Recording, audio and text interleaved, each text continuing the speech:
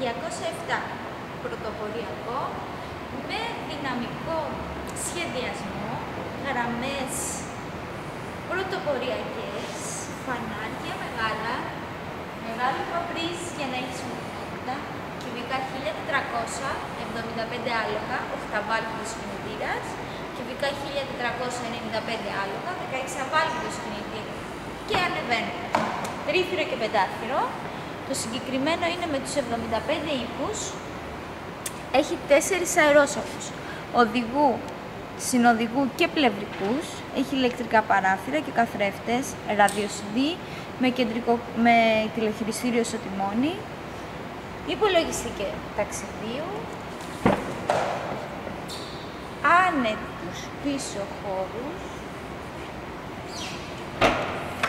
Μεγάλο παπαγάζ για την κατηγορία του, τα οποία καθίσματα μπορούν να πέσουν 60-40 και κανονική ρεζέρβα στο κάτω μέρος.